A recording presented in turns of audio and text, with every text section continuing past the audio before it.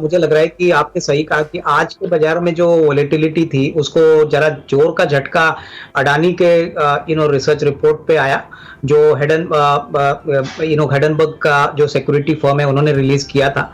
उन्होंने काफी allegations Adani family, Adani group के अगेंस्ट बताए हैं। अभी ये कितने सही है कितने गलत है ये कहना मुश्किल है, लेकिन मार्केट को इस बात पे डेफिनेटली थोड़ा सा पैनिक रिएक्शन देखने को मिला। अडानी ग्रुप के स्टॉक्स करीबन 8 से 10% गिरे और इसका नतीजा ये हो गया कि पूरे मार्केट में एक नेगेटिव रुझान देखने को मिला। हालांकि देखिए आज मंथली एक्सपायरी भी थी, तो उस पॉइंट ऑफ व्यू से मुझे लग रहा है कि मार्केट में वोलेटिलिटी तो हम एक्सपेक्ट कर ही रहे थे।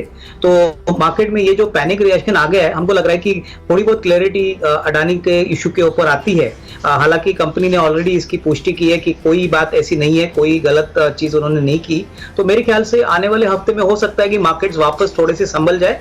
और जैसे कि सबको पता है कि 3-4 दिनों में बजट आने वाला है, तो बजट को लेके मुझे लग रहा है कि सारे लोग अभी फोकस्ड है। बजट जिस प्रकार से आता है उस पॉइंट ऑफ व्यू से मार्केट्स में एक अच्छा डायरेक्शनल ट्रेंड और डायरेक्शन आपको देखने को मिलेगा। तो तब तक मेरे ख्याल से स्टॉक स्पेसिफिक एक्टिविटी पे ही फोकस करना ठीक रहेगा, ऐसे मुझे लग रहा है। पहली बात तो प्राज इंडस्ट्रीज एथेनॉल मैन्युफैक्चरिंग में काफी वेल नोन है। इनफैक्ट ये compress biogas as well as speciality aviation fuel पे भी काम कर रही है। तो कंपनी एक टेक्नोलॉजी सेवी प्लेयर है और एथेनॉल के धंधे में बहुत अहमियत से और बहुत एस्टेब्लिश प्लेयर है। कंपनी की करंट ऑर्डर बुक करीबन 650-700 करोड़ है, तो ऑर्डर बुक विजिबिलिटी रेवेन्यू का एक अच्छा आपको रोड मैप देता है। इन्होंने थोड़ी सी ऊपरी लेवल पे स्टॉक जरूर खरीदा है, लेकिन मैं समझता हूं कि अगर इनका नजरिया 12 से 15 महीना है तो डेफिनेटली इसमें निवेशित रहिए। हो सकता है तो थोड़ा सा एवरेज भी करिए, क्योंकि आने वाले क्वार्टर्स में नंबर्स और इंप्रूव होंगे। और जैसे जैसे गवर्नमेंट का फोकस एथेनॉल पे आ रहा है, एथेनॉल पे गवर्नमेंट चाहती है कि 20% का ब्लेंडिंग रेशियो FY25 तक हो जाए, तो इसका डेफिनेटली फायदा कंपनी को मिलेगा। तो मेरे ख्याल से 12 to 15 मंथ्स का नजरिया रहे और अगर हो सके तो थोड़ा एवरेज करें, ताकि इनकी एवरेज प्राइस थोड़ी कम हो जाए और उसके बाद उनको रिस्क रिवॉर्ड काफी अच्छा मिलने की अपेक्षा रहेगी। मेरे ख्याल से देखिए, सोबा डेवलपर्स ये बैंगलोर में एक बहुत बड़ा कॉर्पोरेट डेवलपर माना जाता है और बैंगलोर मार्केट में not only prices but inventories भी काफी अच्छी तरह से बिक रही है। मेरे ख्याल से अगर इनका टाइम फ्रेम कम से कम 12-15 महीने, तो रियल एस्टेट साइकिल बहुत ही वेल पोजिशनड है। इंटरेस्ट रेट बढ़ने के बाद भी इन्वेंट्रीज अच्छी तरह से बिक रही है। सोबा ने हाल ही में जो उनका वॉल्यूम डेटा एक्सचेंजेस को बताया था, वहां पे भी अच्छी ग्रोथ देखने को मिली है। तो ये अगर चाहे तो थोड़ा सा एवरेज कर सकते हैं और नजरिया 12 से 15 महीना रखिए, इनको अच्छा मुनाफा बनेगा, प्रोवाइडेड ये थोड़ा सा टाइम इसमें स्पेंड करे, तो बिल्कुल लॉस में बुक ना करे, यही राय रहेगी। देखिए प्रशांत, मुझे लग रहा है कि अभी जो Q3 के नतीजे आ गए थे दिसंबर के, वहां पे हमने देखा कि HDFC AMC का जो प्रॉफिट है वो बिल्कुल फ्लैट ग्रोथ आया है, वहां पे कोई ग्रोथ आया नहीं है। और मैं समझता हूं कि अगर इनको इस शेयर से अच्छा खासा पैसा कमाना है तो 6 महीना बहुत शॉर्ट पीरियड रहेगा, क्योंकि 6 महीने में मुझे नहीं लग रहा है कोई बड़ी रेटिंग आएगी। बट हाँ, अगर ये थोड़ा सा लंबा अवधि के लिए ये शेयर रखते हैं तो डेफिनेटली इसमें एक अच्छा खासा रिस्क रिवॉर्ड बन सकता है। एसेट मैनेजमेंट का बिजनेस में ये नंबर 1 प्लेयर है। इनकी not only number of folio सबसे बड़े हैं, इक्विटी का जो पोर्टफोलियो वो भी सबसे बड़ा है, बट प्रॉफिटेबिलिटी थोड़ी सी दबाव में है और ये हो सकता है कि 1-2 क्वार्टर के लिए जारी रहे।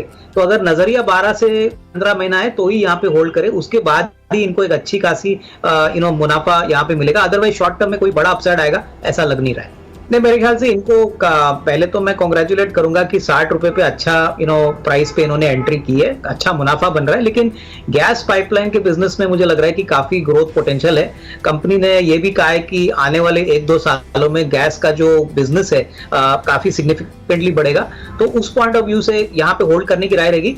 करीबन मैं समझता हूँ अगर 8 to 12 मंथ्स का नजरिया है तो यहाँ से भी एक 15-20% अपसाइड के लिए जगह है, तो ये होल्ड करने की राय रहेगी। मेरे ख्याल से अभी मुनाफा बुक न करिए, थोड़ा सा इंतजार करिए, आपको अच्छा खासा प्राइस 6 to 12 मंथ में मिल सकता है। देखिए प्रशांत, पहली बात तो यस बैंक में शॉर्ट टर्म व्यू नेगेटिव है, क्योंकि अभी हाल ही में हमने सभी ने सुना है कि 81 बॉन्ड्स का जो इशू हो गया है, इससे कंपनी को काफी नुकसान होने की पॉसिबिलिटी है।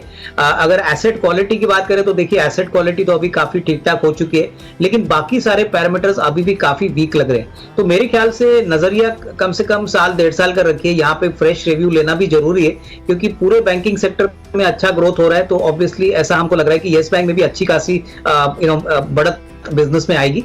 तो थोड़ा सा समय लंबा रखिए और यहाँ पे होल्ड करिए। 10 साल नहीं, बट कम से कम 1.5-2 साल का अगर नजरिया कोई रखता है तो इसमें एक अच्छा खासा रिस्क रिवॉर्ड बन सकता है।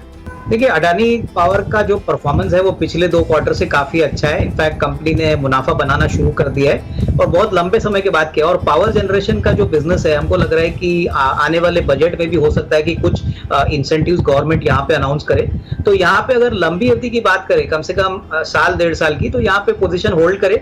हालाँकि देखिए, आज सारे अडानी स्टॉक्स काफ़ी बुरी तरह से पिट गए हैं, तो इसमें भी डेफ़िनेटली थोड़ी बहुत पिटाई हो चुकी है। लेकिन अगर ये सही मायने में पैसा बनाना चाहते हैं तो थोड़ा-सा एवरेज भी कर सकते हैं, लेकिन नजरिया कम से कम 12 से 18 महीने का रखें, तभी इनको अच्छा मुनाफा मिले। देखिए, ये अभी भी मुनाफे में है और आईटी कंपनीज में हम सब जानते हैं कि इस बार दिसंबर क्वार्टर काफी एक्सपेक्टेशंस थी कि खराब नंबर आएंगे, लेकिन इन्फोसिस ने बहुत अच्छा नंबर दिखाया। इनफैक्ट बिजनेस कमेंट्री और मैनेजमेंट का भी जो आउटलुक था वो काफी स्ट्रांग है। हमारा मानना है कि अगले साल, दैट इज FY24 के लिए चैलेंजेस तो रहेंगे, बट डेफिनेटली अगर ये होल्ड करते हैं तो इनको अच्छी खासी और अपसाइड मिलने की पॉसिबिलिटी रहेगी। Possibly second half of FY23-24 में और थोड़ा अपसाइड होने की अपेक्षा है। तो यहाँ पे होल्ड करने की राय रहेगी और डेफिनेटली आईटी एक ऐसा सेक्टर है जो हमको लग रहा है कि अगले 6-8 महीने में आपको एक अच्छा आउट परफॉर्मेंस दिखा सकता है। नहीं, मेरे ख्याल से देखिए, लाइफ इंश्योरेंस बिजनेस ये लॉन्ग टर्म बिजनेस है प्रशांत, और यहाँ पे 3-4 महीने का व्यू लेना थोड़ा सा डिफिकल्ट बात होती है। मुझे लग रहा है कि इंश्योरेंस सेक्टर में काफी स्ट्रॉन्ग एक्सपेक्टेशन है कि आने वाले बजट में कुछ और अनाउंसमेंट्स आ सकते हैं। तो शॉर्ट टर्म में अगर ऐसा कुछ होता है तो डेफिनेटली एक शॉर्ट टर्म बाउंस आपको HDFC लाइफ के शेयर में देखने को मिलेगा। लेकिन मेरा मानना है कि अगर ये शेयर में ये निवेश करते हैं और थोड़ा सा लंबा टाइम फ्रेम रखते हैं तो इनको मुनाफा ज्यादा होगा। तो मेरे ख्याल से medium to long term view रख के यहाँ पे होल्ड करने की राय रहेगी। देखिए, मुझे लग रहा है कि सारे सरकारी बैंक्स को अगर हम देखें तो PNB ने बहुत डिसअपॉइंटिंग परफॉर्मेंस दिखाया। अगर हम bank of Baroda, Canara bank की बात करें तो मेरे ख्याल से देखिए, यहाँ पे सबसे बड़ी दिक्कत क्या है कि 12-13% की एसेट क्वालिटी है, ROE भी बहुत कम है।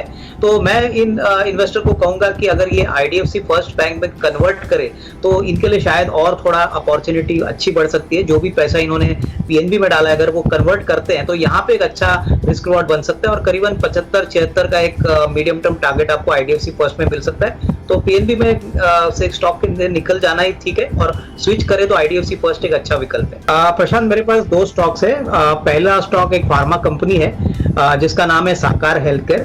ये कंपनी बेसिकली अहमदाबाद बेस्ड है और 26 थेराप्यूटिक सेगमेंट्स में काम करती है। ज्यादातर इनका जो मार्केट है वो अफ्रीकन, लैटिन अमेरिकन मार्केट्स है।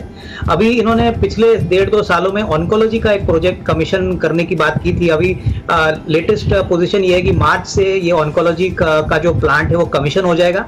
ऑन्कोलॉजी, जैसे सभी को पता है, कैंसर के ड्रग्स बनाते हैं और काफी प्रॉफिटेबल होते हैं। कंपनी का मानना है कि करीबन 90 से 100 करोड़ का रेवेन्यू पहले साल में आएगा और यहाँ पे जो मुनाफे के मार्जिन होंगे वो एग्जिस्टिंग मार्जिन से काफी अच्छे होंगे।